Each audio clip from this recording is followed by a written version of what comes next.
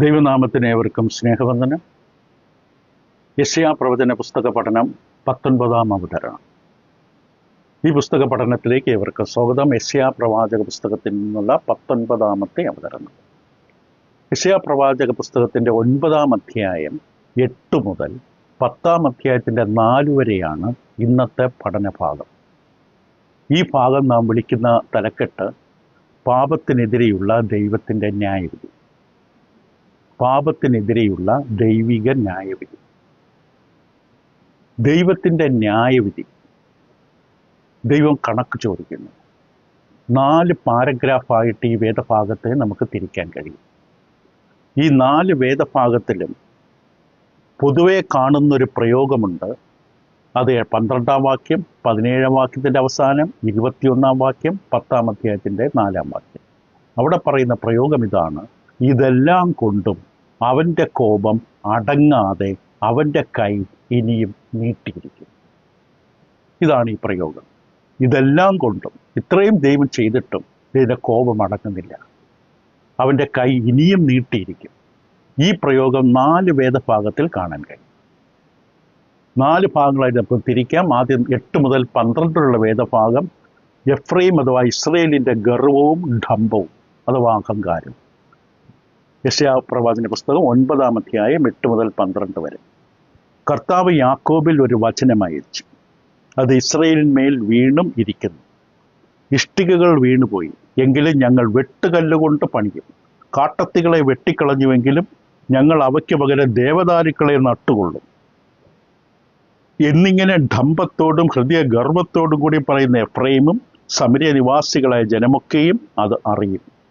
11-ാം വാക്യം. അതുകൊണ്ട് യഹോവ രെസീൻ്റെ വൈരികളെ അവൻ്റെ നേരെ ഉയർത്തി അവൻ്റെ ശത്രുക്കളെ ഇളക്കി വിട്ടിരിക്കുന്നു. അരാമ്യർ കിഴക്കും ഫെലിസ്തർ പടിഞ്ഞാറും തന്നെ. അവർ ഇസ്രയേലിനെ വായ് പിളർന്ന് വിഴുകിക്കളയും.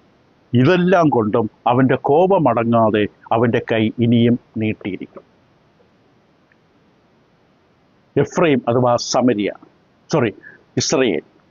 ഇസ്രയേലിൻ്റെ ഗർവം, ഡംഭം, അഹങ്കാരം. ഈ വേദഭാഗം ആരംഭിക്കുന്നത് 8-ാം വാക്യത്തിൽ ഇപ്രകാരമാണ്: യാക്കോബിൽ ഒരു വചനം അയച്ചു, അത് ഇസ്രയേലിന്മേൽ വീണും ഇരിക്കുന്നു. ഇസ്രയേലിന്മേൽ ഒരു വചനം, ഒരു സന്ദേശം അയച്ചു, അത് യാക്കോബിൻ്റെ മേൽ വന്നു വീണു. വചനം അഥവാ സന്ദേശം എന്നുള്ളത് എബ്രായ ഭാഷയിൽ വളരെ ഊന്നൽ കൊടുത്ത് പറഞ്ഞിരിക്കുന്ന ഒരു വാക്കാണ്. അതായത് ഒരു കാര്യം ഇവിടെ സംഭവിക്കാൻ പോവുകയാണ്. ഇസ്രയേലിൽ ഒരു സംഭവം സംഭവിക്കാൻ പോകുന്നു.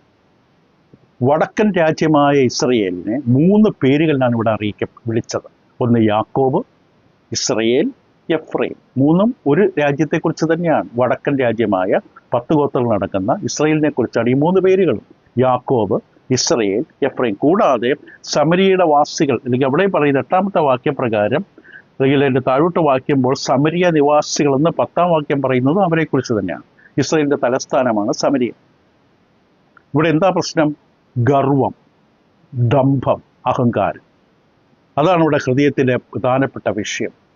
അവരുടെ ജീവിതത്തിൻ്റെ മേൽ, ആ രാജ്യത്തിൻ്റെ മേൽ ദൈവത്തിൻ്റെ ന്യായവിധി വിളിച്ചു വരുത്തിയത് ഈ സ്വഭാവമാണ്.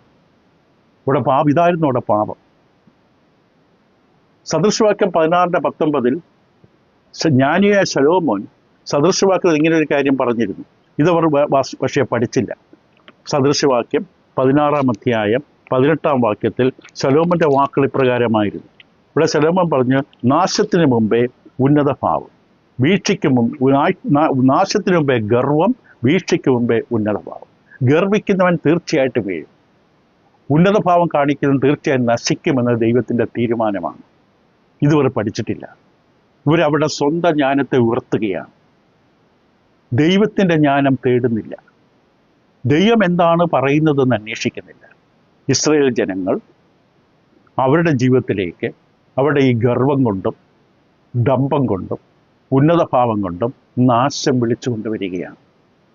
അവരുടെ ഈ ധാർഷ്ട്യം 10-ാം വാക്യത്തിൽ വ്യക്തമായി കാണാം.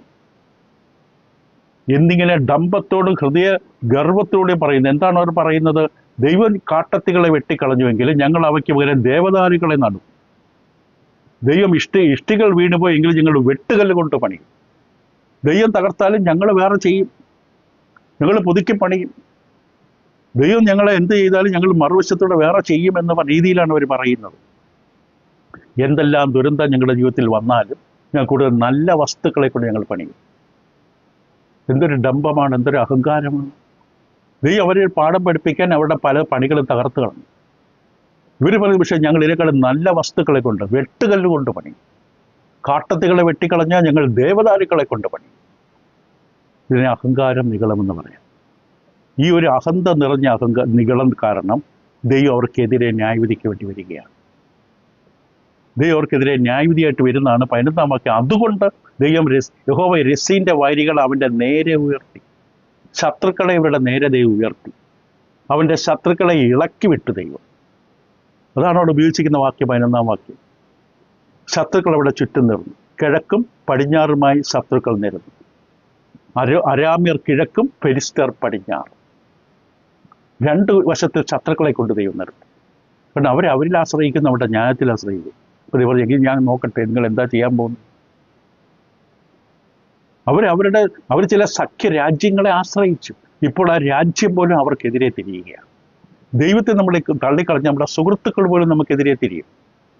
ദൈവം തിരിക്കുമല്ലെങ്കിൽ അവർ ഈ സഖ്യരാജ്യങ്ങളെ ആശ്രയിച്ചപ്പോൾ അവരും ഇവരുടെ ശത്രുക്കളായി മാറുകയാണ്. ആ ഒരു അവസ്ഥ ഉണ്ട്. കാരണം ദൈവത്തെ തള്ളിക്കളയുമ്പോൾ എല്ലാം പ്രതികൂലമാവുകയാണ്. പക്ഷെ ഇത്രയെല്ലാം സംഭവിച്ചു. അവിടെ പറയും ദൈവത്തിൻ്റെ കോപം അടങ്ങുന്നില്ല.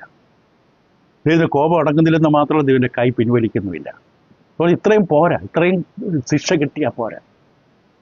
അതാണ് അവിടുത്തെ പ്രയോഗം. ഇതെല്ലാം കൊണ്ടും അവൻ്റെ കോപം അടങ്ങാതെ അവൻ്റെ കൈ ഇനിയും നീട്ടിയിരിക്കും.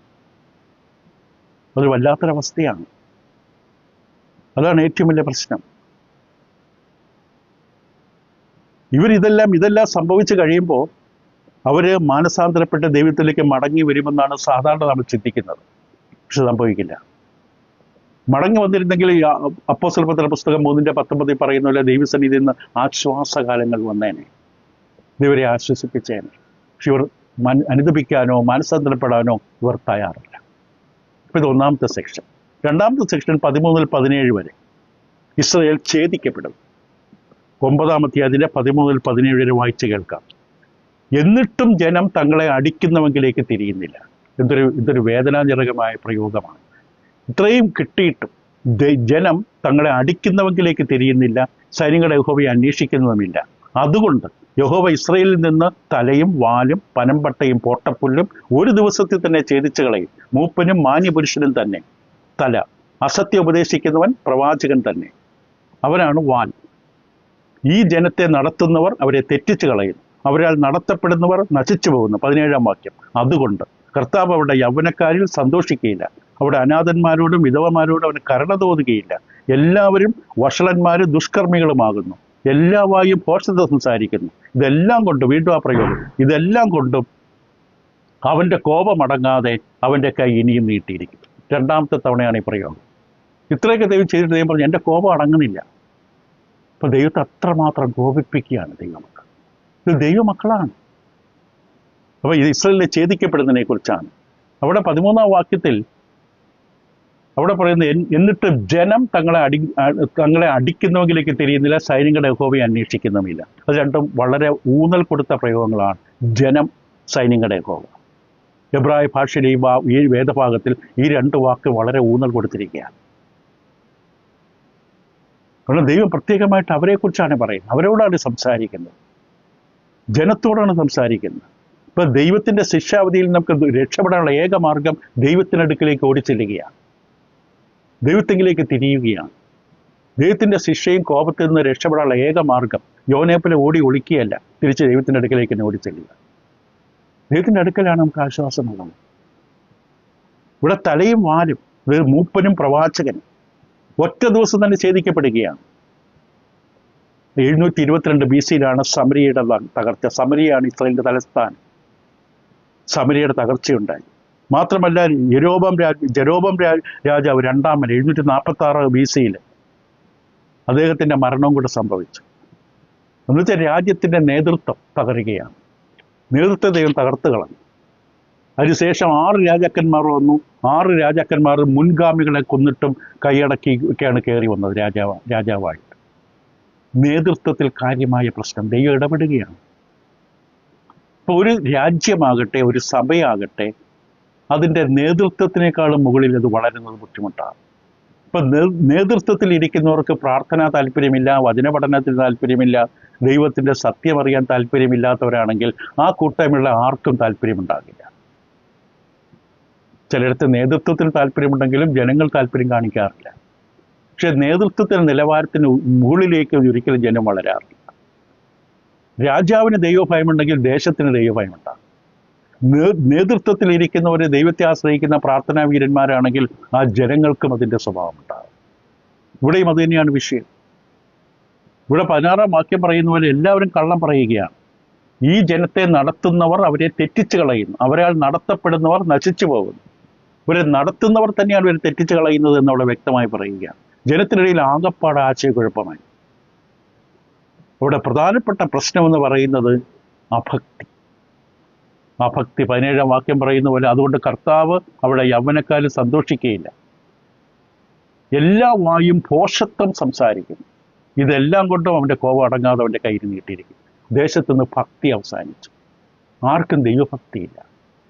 എല്ലാവരും ഭോഷത്വം, കള്ളം പറയുന്നു, വഷളത്വം ചെയ്യുന്നു, വഷളം പ്രവർത്തിക്കുന്നു.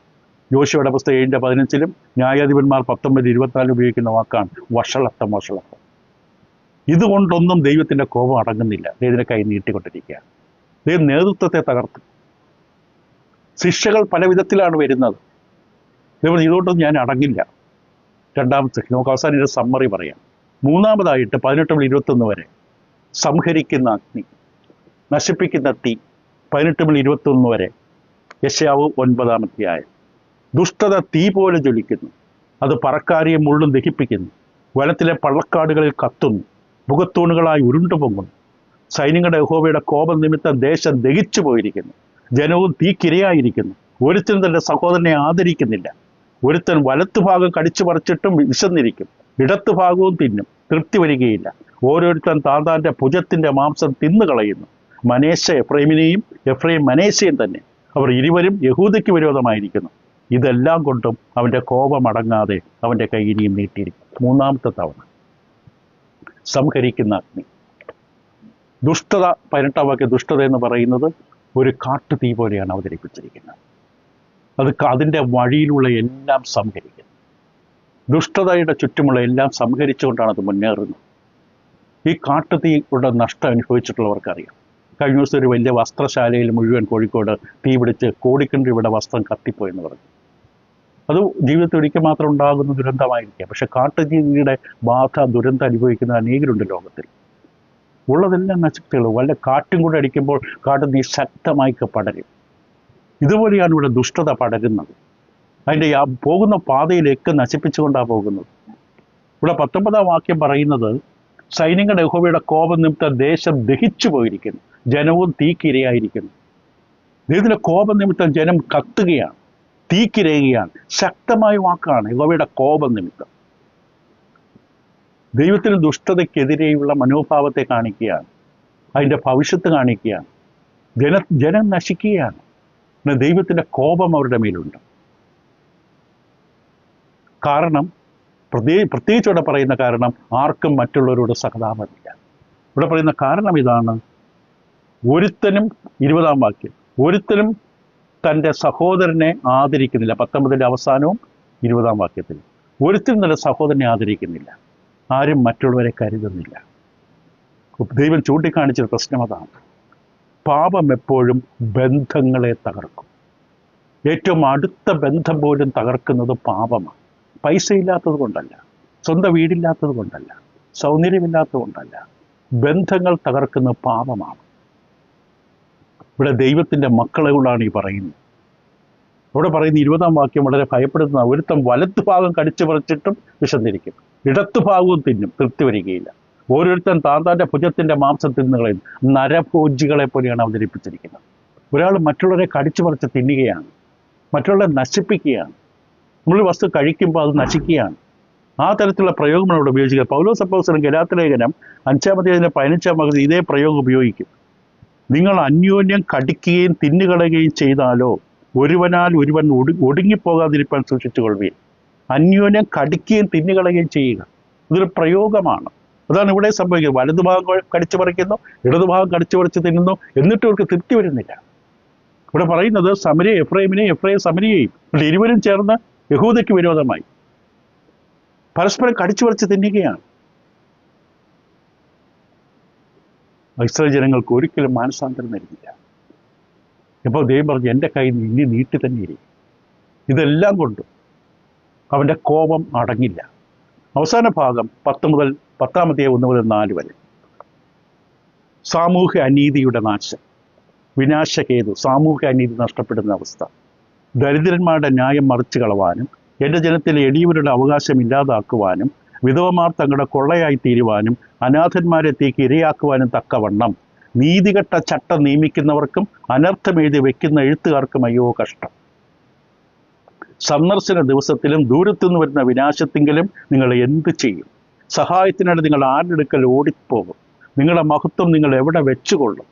അവർ ബദ്ധന്മാരുടെ കീഴെ കുനിയുകയും ഹിതന്മാരുടെ കീഴെ വീഴുകയും ചെയ്യുകയുള്ളൂ. ഇതെല്ലാം കൊണ്ട് അവൻ്റെ കോപം അടങ്ങാതെ അവൻ്റെ കൈ ഇനിയും നീട്ടിയിരിക്കും. 4-ാമത്തെ അവസാനത്തെ തവണ. ഈ വാക്യങ്ങൾ വളരെ ന്യായമായിട്ട് തൊട്ട് മുമ്പിലുള്ള 9-ാം അധ്യായത്തുമായിട്ട് ബന്ധപ്പെട്ടതാണ്. നമുക്കറിയാം, ബൈബിൾ എഴുതപ്പെട്ട കാലത്ത് അധ്യായങ്ങളോ വാക്യ നമ്പറുകളോ ഇല്ല, പിന്നീട് ചേർക്കപ്പെട്ടതാണ്. ഇപ്പോൾ 9-ാം അധ്യായത്തിൽ പറഞ്ഞ ന്യായവിധിയുടെ തുടർച്ച തന്നെയാണ്. അതേ വിഷയം തന്നെയാണ്. യഹൂദയ്ക്കെതിരെ, ഇസ്രായേൽ ജനത്തിനെതിരെ ഉള്ള ന്യായവിധി അവതരിപ്പിക്കുകയാണ്. 9-8 തുടങ്ങിയത്. അവരുടെ പാപത്തെ ദൈവം ഓർമ്മിപ്പിക്കുകയാണ്. അതിനെതിരെയുള്ള ദൈവത്തിൻ്റെ ആധികാരികമായ ന്യായവിധി ഓർമ്മിപ്പിക്കുകയാണ്. ഇവിടെ പറയുന്നത് 2 കാര്യങ്ങൾ. ഇവിടെ 2 കൂട്ടരെ കുറിച്ച് പറയും. ചട്ടം നിയമിക്കുന്നവരും അനർത്ഥം എഴുതി വയ്ക്കുന്ന എഴുത്തുകാർക്കും അയ്യോ കഷ്ടം.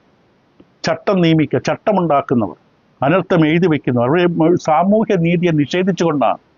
ഇവിടെ പറയും ദരിദ്രന്മാരുടെ ന്യായം മറിച്ചു കളയുന്നു, ജനത്തിലെ എളിയവരുടെ അവകാശം ഇല്ലാതാക്കുന്നു, വിധവമാർ തങ്ങൾക്ക് കൊള്ളയായിത്തീരുന്നു, അനാഥരെ തങ്ങൾക്ക് ഇരയാക്കുന്നു. 4 കൂട്ടരെ കുറിച്ച് അവിടെ പറയും.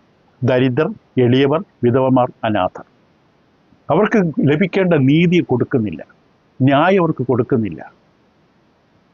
അത് വളരെ ആമോസിന്റെ പ്രവചന പുസ്തകത്തിൽ ഇത് വളരെയധികം തവണ ആവർത്തിക്കുന്ന വിഷയമാണ്. പരസ്പരം ന്യായവും നീതിയോടെ പ്രവർത്തിക്കണം. ആമോസിന്റെ പുസ്തകം 2-ാം അധ്യായത്തിന് 6 മുതൽ 8 വരെയും, ആമോസ് 4:1, ആമോസ് 5:11, ആമോസ് 8:16 എല്ലാം ഇതേ വിഷയം നമുക്ക് കാണാൻ സാധിക്കും. നീതി ന്യായത്തോടെ ഇടപെടണം. ചില വാക്കുകളൊന്ന് ഓർമ്മിപ്പിക്കാം. ആമോസിന്റെ പുസ്തകത്തിൽ നിന്ന് അതിൻ്റെ 2-ാം അധ്യായം 6 മുതൽ 8 വരെ വായിച്ചു കേൾക്കുമ്പോൾ ഇങ്ങനെ നമുക്ക് വായിക്കാം. യഹോവ ഇപ്രകാരം അരുളിച്ചെയ്യുന്നു, ഇസ്രായേലിൻ്റെ 3-4 അതിക്രമ നിമിത്തം അവർ നീതിമാനെ പണത്തിനും ദരിദ്രനെ ഒരു കൂട്ട് ചെരുപ്പിനും വിട്ടുകളഞ്ഞിരിക്കാൻ തന്നെ ഞാൻ ശിക്ഷ മടക്കിക്കളയുകയില്ല. അവർ എളിയവരുടെ തലയിൽ മൺപൊടി കാണുവാൻ കാക്ഷിക്കുകയും സാധുക്കളുടെ വഴി മറച്ചു കളയുകയും ചെയ്യുന്നു. ദൈവം വളരെ ആവർത്തിച്ച് പറഞ്ഞ വിഷയമാണ്. അനാഥരെയും വിധവമാരെയും കരുതണം. 4-ാമത്തെ 1-ാം വാക്യം, എളിയവരെ പീഡിപ്പിക്കുകയും ദരിദ്രരെ തകർക്കുകയും തങ്ങളുടെ ഭർത്താക്കന്മാരോട് കൊണ്ടുവരുകയും ഞങ്ങൾ കുടിക്കട്ടെ എന്ന് പറയുകയും ചെയ്യുന്ന സമരിയ പർവ്വതത്തിലെ ഭാഷാന്യ പശുക്കളെ ഈ വചനം കേട്ടുകൊള്ളുകയും. ഇപ്പോൾ ദൈവത്തിന് മുമ്പിൽ ഏറ്റവും വലിയൊരു വിഷയമാണ് അനാഥരെയും വിധവമാരെയും ബുദ്ധിമുട്ടുന്നവരെയും എളിയവരെയും ആശ്വസിപ്പിക്കാൻ കരുതുക എന്നുള്ളത്. ഒരു 3 പ്രധാനപ്പെട്ട ചോദ്യം ചോദിക്കും. രക്ഷപ്പെടാൻ കഴിയാത്ത 3 ചോദ്യം, ഒഴിവാക്കാൻ കഴിയാത്ത 3 ചോദ്യമുണ്ട്. 10-ാം അധ്യായം യശയ്യാവ് 3-ാം വാക്യം. സന്ദർശന ദിവസത്തിലും ദൂരത്തുനിന്ന് വരുന്ന വിനാശത്തിലും നിങ്ങൾ എന്ത് ചെയ്യും? 2-ാമത്, സാഹസത്തിനായിട്ട് നിങ്ങൾ ആരുടെ അടുക്കൽ ഓടിപ്പോകും? സാഹസമല്ല, സഹായത്തിനായി നിങ്ങൾ ആരുടെ അടുക്കൽ ഓടിപ്പോകും? 3, നിങ്ങളുടെ മഹത്വം നിങ്ങൾ എവിടെ വെച്ചുകൊള്ളും? 3 ചോദ്യങ്ങൾ. ഈ ചോദ്യങ്ങൾ എല്ലാവരും നേരിടേണ്ട ചോദ്യമാണ്. ഈ ചോദ്യത്തിന് ഓടി ഒളിക്കാൻ പറ്റില്ല. സന്ദർശന ദിവസം, അതേ ദൈവം നമ്മുടെ ജീവിതത്തിൽ ന്യായവിധി നടത്തുന്ന ദിവസം, ശിക്ഷ നടത്തുന്ന ദിവസം, എവിടെ പോകും? എങ്ങനെ അതിൽ നിന്ന് രക്ഷപ്പെടും? എങ്ങനെ അതിൽ നിന്ന് ഓടിപ്പോകും എന്ന് ദൈവം ചോദിക്കുകയാണ്. നിങ്ങളുടെ മഹത്വം എവിടെ വെച്ചുകൊള്ളും? ദൈവം നമ്മുടെ ജീവിതത്തിൽ തീർച്ചയായിട്ടും ഇടപെടും. ഇപ്പോൾ സന്ദർശന ദിവസം എന്ന് പറഞ്ഞാൽ രാജാവിൻ്റെ മുമ്പിലോ ദൈവത്തിന് മുമ്പിലോ നമ്മുടെ ജീവിതം കണക്ക് കൊടുക്കേണ്ടി വരുന്നൊരു, അതിനുവേണ്ടി നിൽക്കുന്നൊരവസ്ഥ പോലെയാണ്. സന്ദർശന ദിവസത്തിൽ ദൂരത്തുനിന്ന് വരുന്ന വിനാശത്തിൽ നിങ്ങൾ എന്ത് ചെയ്യും? അവിടെ നിന്ന് എങ്ങനെ ഓടും? എവിടേക്ക് ഓടി ഒളിക്കും? ദൈവത്തിന് മുമ്പ് കണക്ക് പറഞ്ഞേ പറ്റൂ. ഇസ്രായേൽ ജനങ്ങളോട് ദൈവം പറയും, നിങ്ങളത് എവിടെ ഒളിക്കും? നിങ്ങൾ ഈ ദിവസം നിങ്ങളുടെ മുഖത്ത് എവിടെ കൊണ്ട് വയ്ക്കും? നിങ്ങളുടെ സമ്പത്തുകൾ നിങ്ങളെ സഹായിക്കില്ല. ആ സമയത്ത് നിങ്ങളുടെ വീടും സമ്പത്തും സൗന്ദര്യവും വസ്ത്രങ്ങളും ഒന്നും സഹായിക്കില്ല. അപ്പോൾ ദൈവത്തിൻ്റെ ന്യായവിധി കണക്കെടുപ്പ് വരുമ്പോൾ ഇസ്രായേൽ ജനങ്ങളോട് പറയും, നിങ്ങൾ നിസ്സഹായരായി മാറും, നിങ്ങൾ നിസ്സഹായരായിട്ട് മാറും. 4-ാം വാക്യം പറയുന്ന പോലെ അവർ ബദ്ധന്മാരുടെ കീഴെ കുനിയുകയും ഹതന്മാരുടെ കീഴെ വീഴുകയും ചെയ്യുകയുള്ളൂ. നിങ്ങൾ അടിമകളായി പോകും, നിങ്ങളുടെ ജീവിതം കുനിഞ്ഞു പോകും, തലയുയർത്താൻ പറ്റാതെ വരും. ജീവിതത്തെ തള്ളിക്കളഞ്ഞു. ദൈവത്തിലെ തിരിയുന്നതിന് പകരം സ്വന്തം ജ്ഞാനത്തിലും അഹങ്കാരത്തിലും ഡംഭത്തിലും നിങ്ങൾ ജീവിച്ചു. എന്താണ് ഇതിലൂടെ പഠിക്കുന്ന പാഠം? എന്താണ്? 9-ാം അധ്യായത്തിൽ 8 മുതൽ 21 വാക്യങ്ങളിലും 10-ന്റെ 1 മുതൽ 4 വാക്യങ്ങളിലും പഠിക്കുന്ന ചില പാഠങ്ങൾ ചുരുക്കമായി നമ്മുടെ സമയത്തിനുള്ളിൽ നിന്നുകൊണ്ട് പെട്ടെന്ന് പറയാം. അപ്പോൾ ഈ 9-ാം അധ്യായത്തിൻ്റെ ആദ്യത്തെ 7 വാക്യങ്ങൾ പ്രത്യാശയുടെയും ഉറപ്പിൻ്റെയും വാക്യങ്ങളായിരുന്നു. 9-ാം അധ്യായത്തിൻ്റെ ആദ്യത്തെ 7 വാക്യങ്ങൾ. അതിനുശേഷമാണ് 8-ാം വാക്യം മുതൽ ന്യായവിധിയെക്കുറിച്ച് പറയാൻ തുടങ്ങിയത്. യെശയ്യാവ് 9-ന്റെ 8 മുതൽ ന്യായവിധിയെക്കുറിച്ചാണ്. ഒരു വശത്ത് അരാമ്യർ, കിഴക്ക് അരാമ്യർ, മറ്റൊരു വശത്ത് ഫെലിസ്ത്യർ. അരാമ്യർ കിഴക്കും, 12-ാം വാക്യം 9-ന്റെ 12, അരാമ്യർ കിഴക്കും ഫെലിസ്ത്യർ പടിഞ്ഞാറും ശത്രുക്കളായി നിൽക്കുകയാണ്. അവരെ ഇവർക്കെതിരെ തിരിച്ചു. ദൈവത്തിന് വിരോധമായി ജീവിക്കുന്ന മക്കൾക്കെതിരെ ദൈവം ശത്രുക്കളെ ഉണർത്തും. അത് ശലോമോന്റെ കാലത്തേക്ക് നമുക്ക് കാണാം, ദാവീദിന്റെ കാലത്തിൽ കാണാം. ദാവീദിന്റെ ജീവിതത്തിൽ പല ശത്രുക്കളുണ്ടാകും. ദാവീദ് മരിക്കുമ്പോൾ ശലോമോൻ ഓരോരുത്തരായിട്ട് എടുത്ത് പേര് പറഞ്ഞിട്ട് പറയും, അവരുടെ കാര്യം നീ നോക്കിക്കോണം. ദൈവം ഉയർത്തിയ ശത്രുക്കളാണ്. ദൈവത്തിൻ്റെ മക്കളെ പാഠം പഠിപ്പിക്കാൻ. ഇവിടെയും ഒരു വശത്ത് അരാമ്യർ, മറുവശത്ത് ഫെലിസ്ത്യർ. പക്ഷേ ഈ 2 ശത്രുക്കളല്ല ഏറ്റവും വലിയ പ്രശ്നം. ഈ 2 ശത്രുക്കളല്ല ഏറ്റവും വലിയ വിനാശത്തിന് കാരണം. ഏറ്റവും വലിയ ബുദ്ധിമുട്ട് വരുത്തിയത് ഈ ശത്രുക്കളല്ല. പിന്നെ എന്താണ്? ദൈവം തന്നെയാണ്. ദൈവം നമുക്കെതിരെ തിരിഞ്ഞാൽ, ദൈവത്തിൻ്റെ കൈ നമുക്കെതിരെ തിരിഞ്ഞാൽ, അതാണ് ഏറ്റവും വലിയ ബുദ്ധിമുട്ട്. ബാക്കിയൊക്കെ നമുക്ക് സഹിക്കാം. അതുകൊണ്ടാണ് 4 തവണ ഞാൻ ആവർത്തിച്ചത്. ഇതെല്ലാം കൊണ്ട് അവൻ്റെ കോപം അടങ്ങാതെ അവൻ്റെ കൈ ഇനിയും നീട്ടിയിരിക്കും. ദൈവം എന്നെയും നിങ്ങളെയും കോപത്തോടുകൂടിയാണ് കാണുന്നതെങ്കിൽ, ഇതിൻ്റെ കോപം നമ്മുടെ മേൽ വന്നുകൊണ്ടിരിക്കുകയാണെങ്കിൽ, എത്ര ശത്രുക്കളുണ്ടെങ്കിലും നമുക്ക് ഒന്നുമല്ല. ഈ പ്രശ്നമാണ് ഏറ്റവും വലിയ പ്രശ്നം. ഇതിൻ്റെ കോപം എൻ്റെ മേൽ വരികയാണ്, ഇതിൻ്റെ കൈ എനിക്കെതിരെ തിരിയുകയാണ്. അതാണ് ഏറ്റവും വലിയ ദുരന്തം. ഈ അവസ്ഥ അവർക്കുണ്ടായി. ദൈവം ആഗ്രഹിക്കുന്ന നിങ്ങളൊന്ന് മാനസാന്തരപ്പെടും, നിങ്ങളുടെ ജീവിതത്തിൽ കുറവുകൾ തെറ്റുകൾ തിരുത്തി മാനസാന്തരപ്പെടും. പക്ഷെ അവർ തയ്യാറല്ല. അതൊരു വല്ലാത്ത അവസ്ഥയാണ്. ഇത്രയും കാര്യങ്ങൾ ദൈവങ്ങളുടെ ഇടയ്ക്ക് അവരുടെ ജീവിതത്തിന് നടുവിൽ ഈ ന്യായവിധി അയച്ചിട്ട് അവർ തിരിയുന്നില്ല. എങ്കിലേക്ക് തിരിയുന്നില്ല, എൻ്റെ വചനത്തിലേക്ക് തിരിയുന്നില്ല. അത് ദൈവത്തോട് ആവർത്തിച്ച് പറയും. എന്നിട്ടും ജനം തങ്ങളെ അടിക്കുന്നവരിലേക്ക് തിരിയുന്നില്ല, സൈന്യങ്ങളുടെ യഹോവയെ അന്വേഷിക്കുന്നതുമില്ല. 13-ാം വാക്യം 9-ാം അധ്യായം. ഈ സമയത്ത് ദൈവത്തെ വിളിക്കാൻ വേണ്ടിയാണ് ദൈവം ആവശ്യപ്പെടുന്നത്. അപ്പോൾ ദൈവം ആവശ്യപ്പെടുന്നത് നിങ്ങളുടെ ഹൃദയം ദൈവത്തിലേക്ക് തിരിക്കണം. നമ്മൾ പഠിക്കാൻ പറ്റുന്ന ഒന്നാമത്തെ കാര്യം ദൈവത്തിൻ്റെ സ്വഭാവം എന്താണെന്ന് പഠിക്കാം. ദൈവം ഒരിക്കലും പാപത്തിനെതിരെ കണ്ണടക്കില്ല. ദൈവം പാപം അവഗണിക്കില്ല. തൻ്റെ ജനത്തിൻ്റെ ജീവിതത്തിൽ ദൈവം ഒരിക്കലും പാപം കണ്ടില്ലെന്ന് നടിക്കില്ല. ഒരിക്കലും ദൈവം ചെയ്യില്ല. ദൈവം പാപത്തിന് അത് മാനസാന്തരപ്പെടാൻ നമ്മോട് ആവശ്യപ്പെടുന്നു. ആശ്വാസകാലങ്ങൾ നമുക്ക് നൽകി തരും. ദൈവം നീതിമാനാണ്. ദൈവത്തിന് അതുകൊണ്ട് ഒരിക്കലും പാപത്തെ ന്യായീകരിക്കാനും നീതീകരിക്കാനും അതിനെതിരെ കണ്ണടയ്ക്കാനും പറ്റില്ല. ദൈവം നമ്മുടെ ജീവിതത്തിൽ പല സന്ദേശങ്ങൾ തരും, നമ്മളെ മാനസാന്തരത്തിലേക്ക് നയിക്കാൻ. ദൈവം നമ്മുടെ വാദിക്കും, താക്കീതെയും ക്ഷമയോടെ കാത്തിരിക്കും. യെശയ്യാവിൻ്റെ 1-ാമത്തെ നമ്മൾ കണ്ടത്, ദൈവം കാത്തിരിക്കുകയാണ്. നിങ്ങൾ തിരിഞ്ഞു വാ, നമുക്ക് മേൽ വാദിക്കാം. ദൈവം നമുക്കത് കാണിച്ചിരിക്കുകയാണ്. പക്ഷെ അത് നമ്മൾ തിരിയുന്നില്ലെങ്കിൽ ദൈവം ആ പാപത്തെ ന്യായം ചെയ്യും. അത് ദൈവത്തിൻ്റെ സ്വഭാവമാണ്. അത് ദൈവം നീതിമാൻ. 2-ാമത്, മനുഷ്യൻ്റെ അനുതാപമില്ലാത്ത അവസ്ഥ, മാനസാന്തരമില്ലാത്ത മനുഷ്യൻ്റെ അവസ്ഥ ഈ വേദഭാഗത്തിൽ കാണാം. മനുഷ്യന് ഒരിക്കലും ദൈവത്തിന് മുമ്പിൽ ന്യായത്തോടെ നിൽക്കാൻ പറ്റില്ല. ദൈവത്തിൻ്റെ വഴികളെല്ലാം തള്ളിക്കളഞ്ഞിട്ട് ഇവിടെ ദൈവം ചോദിക്കുന്നതാണ്, നിങ്ങൾ എങ്കിലേക്ക് തിരിയാത്തതെന്ത്? സൈന്യങ്ങളുടെ യഹോവ, നിങ്ങൾ എന്നെ അന്വേഷിക്കാത്തതെന്ത്? ബൈബിൾ വായിക്കാനും പ്രാർത്ഥിക്കാനും ഒരു താല്പര്യമില്ല. ഇത്രയും ദുരന്തങ്ങൾ ഉണ്ടായിട്ടും. ഈ ദുരന്തങ്ങൾ ഉണ്ടാകുമ്പോൾ കഷ്ടകാലത്ത് നിങ്ങൾ എന്നെ ഒന്ന് വിളിക്കണ്ടേ? അതുകൊണ്ടല്ലേ ഞാൻ ഇത് അനുവദിച്ചത്. ഒരു വശത്ത് ഒരു ശത്രു വേറെ ശത്രുവിനെ നിർത്തിയത്. ഞാനത് ഇളക്കി വിട്ടതാണ് നിങ്ങൾക്കെതിരെ. നിങ്ങൾ എന്താ എന്നെ വിളിക്കാത്തത്, എന്നിലേക്ക് തിരിയാത്തത്? പക്ഷെ അവിടെ ഹൃദയം കഠിനമായി നിൽക്കുകയാണ്. അത് മനുഷ്യൻ്റെ ഏറ്റവും വലിയ ദുരന്തമാണ്. മാനസാന്തരമില്ലാത്ത അവസ്ഥ. എന്തൊക്കെ സംഭവിച്ചത് ദൈവത്തെങ്കിലേക്ക് തിരിയുന്നില്ല. ദൈവ സ്നേഹമാണ്, കരുണയും ആർദ്രതയും മത്സരമുള്ളവനാണ്. തിരിഞ്ഞ ദൈവം ആശ്വസിപ്പിക്കും, മാറോട് ചേർത്തണയ്ക്കും. തിരിയാൻ തയ്യാറല്ല. 3-ാമത്തെ പാഠം, അവിശ്വസ്തരായ നേതൃത്വം. അതൊരു ദുരന്തമാണ്. 16-ാം വാക്യം പറയുന്ന പോലെ 9-ാമത്തെ, പ്രവാചകൻ തന്നെ വാൽ. ഈ ജനത്തെ നടത്തുന്നവർ അവരെ തെറ്റിച്ച് കളയുന്നു, അവരാൽ നടത്തപ്പെടുന്നവർ നശിച്ചു പോകുന്നു. നേതൃത്വത്തിലിരിക്കുന്നവർ വിശ്വസ്തരല്ല. അവരാൽ നയിക്കപ്പെടുന്ന ഒരു ഇരുട്ടത്താണ്, ആശയക്കുഴപ്പത്തിലാണ്. എന്നാൽ നേതൃത്വത്തിന് നീതിയില്ല, ന്യായമില്ല, അവർക്ക് സത്യം അറിയില്ല. അവസാനമായി നമ്മൾ കാണാൻ സാധിക്കുന്ന പാപം വരുത്തുന്ന നാശം. എന്താണ് പാപം ഒരു ജീവിതത്തിൽ വരുത്തുന്നത്, ഒരു രാജ്യത്തിൽ വരുത്തുന്നത്? യഹൂദയ്ക്ക് സംഭവിച്ച് പഠിച്ചാൽ മതി. പാപം ഒരു രാജ്യത്തിൽ എന്താ വരുത്തുന്നത്? അത് വ്യക്തികളായാലും രാജ്യമായാലും പാപം ഒരിക്കലും വിജയം കൊണ്ടുവരില്ല. പാപം പതുക്കെ പതുക്കെ നശിപ്പിക്കുകയുള്ളൂ. ആ തകുതി ഭ്രാന്ത് പിടിച്ച പട്ടി, മാഡ് ഡോഗ്, അതിന് ഒറ്റ ലക്ഷ്യമുള്ളൂ, പോകുന്ന വഴിക്കെല്ലാം കടിച്ച് കീറുക, കാണുന്നവരെയൊക്കെ കടിക്കുക, നശിപ്പിക്കുക. നമ്മൾ നേരത്തെ പറഞ്ഞു, അന്യോന്യം കടിക്കുകയും പോരിനെ വിളിക്കുകയും ചെയ്തുകൊണ്ട് സ്വയം നശിക്കരുത് എന്ന് ഗലാത്യർ 5:15 പറഞ്ഞു. പാപത്തിൻ്റെ സ്വഭാവം അതാണ്, അത് നശിപ്പിക്കുകയാണ്. അതാണ് 18-ാം വാക്യം. ദുഷ്ടത തീ പോലെ ജ്വലിക്കുന്നു, അത് പറക്കാരെയും മുള്ളും ദഹിപ്പിക്കുന്നു, വനത്തിലെ പള്ളക്കാടുകളിൽ കത്തുന്നു, മുഖത്തൂണുകളായി ഉരുണ്ടു പൊങ്ങുന്നു. പാപം എപ്പോഴും അങ്ങനെയാണ്. ദൈവം പാപത്തെ വെറുക്കുന്നവനാണ്, കാരണം ദൈവം നീതിമാനാണ്. ദൈവത്തിന് പാപത്തോട് യാതൊരു കൂട്ടില്ല. പാപത്തെ അതിന് പകരം ന്യായവിധിക്കുകയാണ്. അഭക്തി നിറഞ്ഞ ജനത്തെ, ദേശത്തെ ദൈവം തീർച്ചയായിട്ടും ന്യായവിധിക്കും.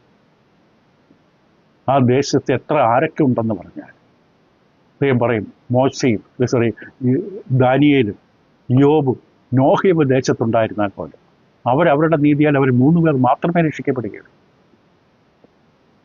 ഓരോരുത്തരുടെ ദൈവം കണക്ക് ചോദിക്കുന്ന അവസ്ഥ. ദൈവത്തിന് നീതി ആവശ്യപ്പെടുന്നതാണ്, ഈ പാപത്തിനെതിരാണ്. ഇപ്പം നീതിയോടുകൂടി ജീവിക്കുന്നത് ആവശ്യപ്പെടുകയാണ്.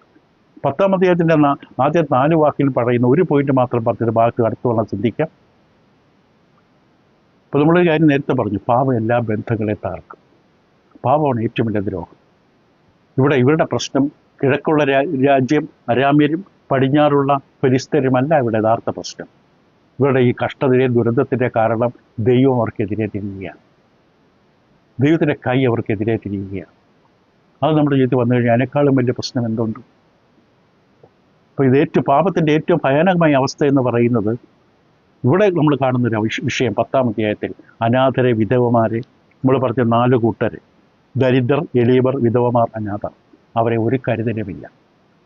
ഇവിടെ നടുവിൽ അങ്ങനെ കുറേ ആൾക്കാരുണ്ട്, ആരുമില്ലാത്തവർ, എളിയവർ, വിധവമാർ, അനാഥർ, ദരിദ്രൻ. അവരെ കരുതാതിരിക്കുക എന്ന് പറയുന്നത് ഏറ്റവും വലിയ അവസ്ഥയാണ്, ഏറ്റവും വലിയ പാപമാണ്, തെറ്റാണ്. അതുകൊണ്ടാണ് ചോദിച്ചത്, നിങ്ങൾ എന്ത് ചെയ്യും? സന്ദർശന ദിവസത്തിൽ ദൂരത്തു നിന്ന് വിനാശത്തിൽ നിങ്ങൾ എന്ത് ചെയ്യും? ദൈവത്തിന് മുമ്പിൽ ചെന്ന് നിൽക്കുമ്പോൾ നിങ്ങളെ ദൈവം എങ്ങനെ അനുഗ്രഹിക്കും? നിങ്ങളുടെ കൂടെ ഉണ്ടായിരുന്ന അനാഥരെയും വിധവമാരെയും എളിയവരെയും അവരെയൊന്നും നിങ്ങൾ തിരിഞ്ഞു നോക്കിയില്ല, അവർക്കൊരു പ്രാർത്ഥിച്ചതുപോലുമില്ല, അവരെ ഒന്ന് വിളിച്ചന്വേഷിച്ചില്ല, അവരുടെ കാര്യങ്ങൾ അന്വേഷിച്ചില്ല. നിങ്ങൾ എൻ്റെ അടുക്കൽ വരും, എന്തിൻ്റെ പേരിൽ ഞാൻ നിങ്ങളെ അനുഗ്രഹിക്കണം? ദൈവം ചോദിക്കുകയാണ്. നിങ്ങൾക്ക് മറ്റുള്ളവരെ കരുതാൻ തയ്യാറല്ലെങ്കിൽ, ദരിദ്രരെയും എളിയവരെയും വിധവമാരെയും അനാഥരെയും നിങ്ങൾക്ക് ഇവിടെ പറയുന്ന ദരിദ്രരുടെ ന്യായം മറിച്ചു കളയുന്നു, എളിയവരുടെ അവകാശമില്ലാതാക്കുന്നു, വിധവമാരെ അവർ കൊള്ളയടിക്കുന്നു, അനാഥരെ അവർക്ക് ഇരയാക്കുന്നു. ഇങ്ങനെ ചെയ്യുന്ന നിങ്ങളെ എങ്ങനെ ഞാൻ സഹായിക്കും? എൻ്റെ അടുക്കൽ വരാൻ ദൈവം അനുവദിക്കുന്നില്ല അവരെ. ദൈവം പറയുകയാണ്. ആ 3 ചോദ്യത്തിൽ 1-ാമത്തെ ചോദ്യം അതാണ്, നിങ്ങൾ ആരുടെ അടുക്കൽ ഓടിപ്പോകും? നിങ്ങൾ എന്നെ വിട്ടിട്ട് എവിടെ പോകും? നിങ്ങളുടെ സഹായത്തിന് എവിടെ ചെല്ലും? ഞാനാണ് നിങ്ങളെ സഹായിക്കേണ്ടത്. നിങ്ങളിങ്ങനെയും ചെയ്യുന്നില്ലെങ്കിൽ നിങ്ങളുടെ സഹായം എവിടെ നിന്ന് വരും? സംഗീതക്കാരൻ ചോദിച്ചതുപോലെ. 3-ാമത്തെ ചോദ്യം, നിങ്ങളുടെ മഹത്വം നിങ്ങൾ എവിടെ വെച്ചുകൊള്ളും? എന്തിനാണ് നിങ്ങളുടെ മഹത്വം? പൈസയിലും, വീടിലും, സൗന്ദര്യത്തിലും, വസ്ത്രത്തിലും, മറ്റ് ബന്ധങ്ങളിലും, മക്കളിലും, ഇതൊക്കെയാണോ നിങ്ങളുടെ മഹത്വം? ദൈവമായിരിക്കട്ടെ നിങ്ങളുടെ മഹത്വം? ഈ 3 ചോദ്യം നേരിടേണ്ട ചോദ്യങ്ങളാണ്. അതുകൊണ്ടാണ് യാക്കോബ് തൻ്റെ പുസ്തകത്തിൻ്റെ 2-ാം അധ്യായത്തിലെ 13-ാം വാക്യത്തിൽ യാക്കോബ് ഇങ്ങനെ ഒരു ചോദ്യം ചോദിക്കും. യാക്കോബിൻ്റെ പുസ്തകം 2-ാം അധ്യായം 13-ാം വാക്യത്തിൽ യാക്കോബിൻ്റെ ചോദ്യം ഇതാണ്: കരുണ കാണിക്കാത്തവന് കരുണയില്ലാത്ത ന്യായവിധി ഉണ്ടാകും, കരുണ ന്യായവിധിയെ ജയിച്ച് പ്രശംസിക്കും. ദൈവസന്നിധിയിൽ നമ്മൾ ന്യായവിധിക്കായി ചെന്ന് നിൽക്കുമ്പോൾ നമ്മുടെ ജീവിതത്തിൽ അന്യോന്യം കാണിക്കുന്ന കരുണ ഒരു മാനദണ്ഡമാണ്. അത് മത്തായി 25 യേശു പറയും, ഞാൻ തടവിലായിരുന്നു, ഞാൻ രോഗിയായിരുന്നു, ഞാൻ വിശന്നിരുന്നു, നിങ്ങളെന്നെ മൈൻഡ് പോലും ചെയ്തില്ല, തിരിച്ചറിഞ്ഞു പോലുമില്ല നിങ്ങളെന്നെ. അപ്പോൾ അത് വളരെ പ്രധാനപ്പെട്ട ഒരു വിഷയമാണ്. ദൈവത്തിന് മുമ്പിൽ അനാഥർ, വിധവമാർ, എളിയവർ, ദരിദ്രർ, അവരോട് നമ്മുടെ ബന്ധം. നമ്മളത് കരുണ കാണിച്ചില്ലെങ്കിൽ, ന്യായവിധി ദിവസത്തിൽ ദൈവമേ എന്നോട് കരുണ കാണിക്കണമേ, എന്നോട് ദയവുണ്ടാകണമേ, എന്നോട് മനസ്സലിവുണ്ടാകണമേ, എൻ്റെ അറിവില്ലായ്മകൾ ക്ഷമിക്കണമേ എന്ന് പറയുമ്പോൾ ദൈവം മിണ്ടരുത്. നിന്റെ ചുറ്റുമുള്ളവരോട് നീ ഒരു കരുണയും, ഒരു ദയയും, ഒരു മനസ്സലിവും കാണിച്ചില്ല. അതൊരു വല്ലാത്ത വിഷയമായിട്ട് വരും. ന്യായവിധിയുടെ ഒരു മാനദണ്ഡമാണ്. ബാക്കി രണ്ട് കാര്യങ്ങൾ നമുക്ക് 10-ാം അധ്യായത്തിന് 4 വാക്യങ്ങൾ, 2 കാര്യങ്ങൾ നമുക്ക് അടുത്ത ദിവസം ചിന്തിക്കാം. അപ്പോൾ ഇത് വളരെ പ്രധാനമാണ്. 4 സ്ഥലത്തും കാണുന്നൊരു പ്രയോഗം നമ്മൾ കണ്ടു.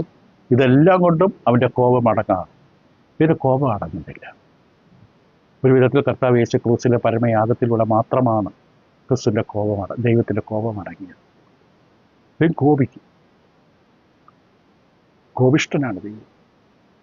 ഭൂമി പിളരും നമ്മൾ കണ്ടിട്ടുണ്ട്. സഭയുടെ നടുവിൽ ഒരു ഭാര്യയും ഭർത്താവ് വീണ് മരിക്കുക നമ്മൾ കണ്ടിട്ടുണ്ട് വചനത്തിലൂടെ. ഇതിന് കോപമാണ്. ഇന്ന് ആ കോപം ഇങ്ങനെ അടക്കി വച്ചിരിക്കുകയാണ്. അത് ഇന്നും അതുപോലെ പഴയതുപോലെ പ്രവഹിച്ചിരുന്നെങ്കിൽ ഭൂമിയിൽ പല പ്രശ്നങ്ങളുണ്ടാകും. എന്നാൽ ഇടയ്ക്കിടയ്ക്ക് സൂചിപ്പിക്കും, ഞാനിവിടെ ഉണ്ട്, ഞാനെല്ലാം കാണുന്നുണ്ട്. ഇത് നിങ്ങളെ സഹായിക്കട്ടെ. തുടരാം അടുത്ത പഠനത്തിൽ. Thank you.